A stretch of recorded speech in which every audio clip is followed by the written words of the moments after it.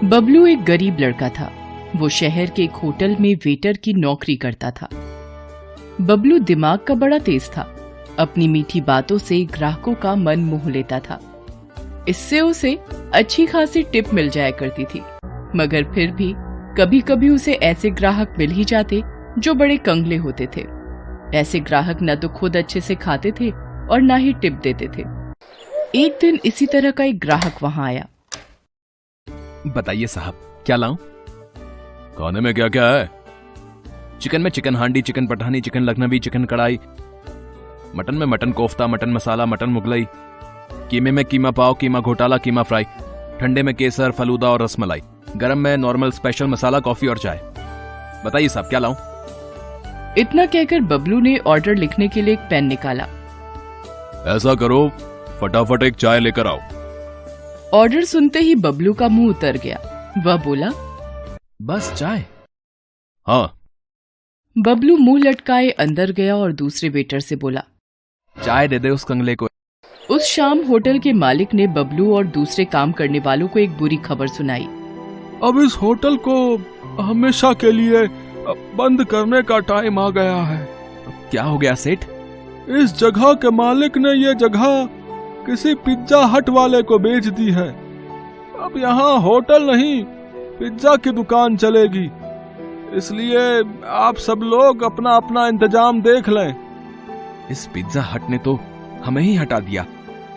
Hotel बंद हुए कुछ दिन बीत गए। बेचारे बबलू को कोई काम नहीं मिला। वो अपनी छोटी सी खोली में उदास बैठा था। तभी उससे मिलने उसका एक दोस्त रघु वहां आया।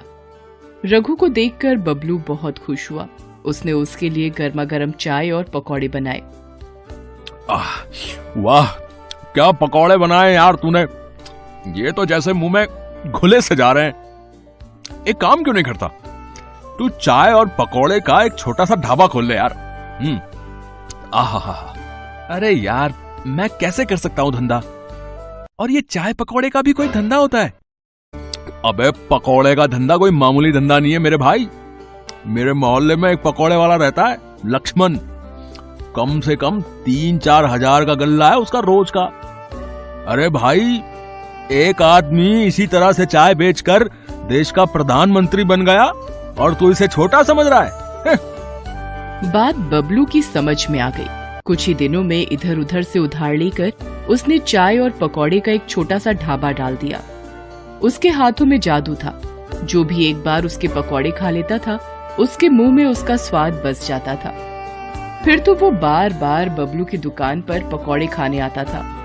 बबलू का स्वभाव भी बहुत विनम्र था।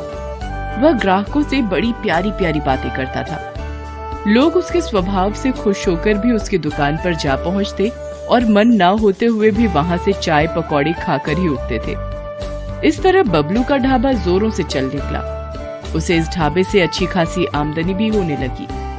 एक दिन बबलू अपनी दुकान पर बैठा सोच रहा था, मैं बेकार ही इस धंधे को छोटा समझ रहा था। इस धंधे ने तो मुझे कहां से कहां पहुंचा दिया है। आज मुझे समझ में आ गया है कि ईमानदारी से किया गया कोई भी काम छोटा या बड़ा नहीं होता है। अभी बबलू ये सब सोच ही रहा था कि वहां एक कार आकर रुकी। कार से 2 आदमी लड़खड़ाते हुए निकले और बबलू से कहा, ए हीरो, इधर आ। बबलू ढाबे से निकलकर जल्दी से उनके पास गया। उनके मुंह से शराब की बू आ रही थी।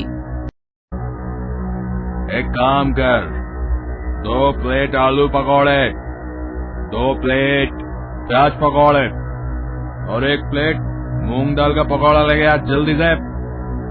बबलू ने देखा कि दूसरे आदमी ने शराब की बोतल और 2 गिलास निकाले और कार की बोनट पर रख दिया। उनका इरादा वही शराब पीने का था। उनका इरादा समझकर बबलू बोला, साहब, पब्लिक प्लेस में शराब मत पीजिए। अबे जा, ज्ञान मत दे, ऑर्डर ला जल्दी से।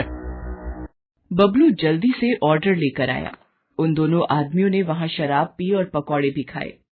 फिर दोनों वहां से जाने लगे। तभी वहां बबलू आया और बोला, साहब, पैसे तो देते जाओ। मुझसे पैसे मांग रहा है? अबे जानता मैं कौन हूँ? आप कोई भी हो, मुझे मेरे पैसे दे दो। आपके टोटल 120 रुपया हुआ है। अबे वीरेंद्र भाटिया नाम है मेरा, इस पूरे इलाके का म्युनिसिपल कमिश्नर हूं मैं। अबे तेरा धंधा बंद करवा दूंगा, तो जानता नहीं मेरी पावर को। मैंने तो बस अपने पैसे मांगे थे साहब। बबलू की इस बात से वीरेंद्र भाटिया आग बबूला हो गया। उसने जमकर बबलू की दुकान में तोड़फोड़ की और वहां से चला गया। बेचारा बबलू अपने ढाबे की हालत देखकर रो पड़ा। वीरेंद्र भाटिया का गुस्सा इतने से शांत नहीं हुआ। अगले दिन बबलू को दुकान बंद करने का नोटिस मिल गया म्युनिसिपालिटी से। बबलू पर तो जैसे आसमान ही गिर पड़ा। दुकान के बंद होने से सिर्फ बबलू को ही नहीं, उन लोगों को भी परेशानी होने लगी जिन्हें बबलू के चाय और पकौड़ों की आदत लग चुकी थी। एक दिन बबलू अपनी खोली में उदास बैठा था, तभी वहां कुछ लोग आए। बबलू उन्हें पहचान गया। वो सब उसके रोज के ग्राहक थे। अरे बबलू भैया, अरे और कितने दिनों तक ऐसे ही बैठे रहोगे हैं? अगर अभी कुछ नहीं किया गया तो इस भाटिया की मनमानी बढ़ती ही जाएगी, बता रहे हैं। आज तुम्हारी दुकान बंद की है, कल हो सकता है पूरा बाजार बंद कर दे। तो मैं अब कर भी क्या सकता हूँ? तुम हमारे साथ उस भाटिया के ऑफिस में चलो, हम वहीं विरोध प्रदर्शन करेंगे। इस तरह बबलू उन सब लोगों के साथ चला। इतने लोगों के साथ होने से उसकी हिम्मत भी बढ़ गई थी। वो भाटिया के दफ्तर पहुंचा और अपनी दुकान खुलवाने की मांग की। भाटिया बाहर निकलता है और गुस्से में बबलू से कहता है, अच्छा, तो तू इन सब के साथ मुझे डराने आया है? तू जानता नहीं कि तू किससे पंगा ले रहा है। मैं तो जानता हूं, मगर शायद आप नहीं जानते कि आप किन लोगों से पंगा ले रहे हैं। ये गुप्ता जी हैं, हमारे एरिया के इंस्पेक्टर। रोज ड्यूटी के बाद ये मेरी ही दुकान पर चाय पकौड़े खाने आते थे। ये धर्मपाल जी हैं, यहां के एमएलए के खास आदमी। इनकी पार्टी की मीटिंग भी मेरी ही दुकान पर मेरे ही चाय के पकौड़ों के साथ होती है। आज 10 दिन से मेरी दुकान बंद है। ये सब गुस्से से बौखलाए हुए हैं।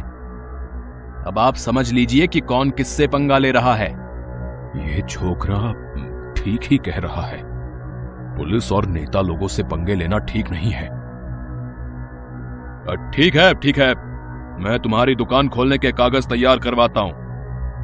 फिर भाटिया अंदर जाता है और बबलू की दुकान का परमिट लाकर उसे दे देता है। इस तरह बबलू की होशियारी और लोगों के साथ से उसकी दुकान फिर से चल पड़ती है।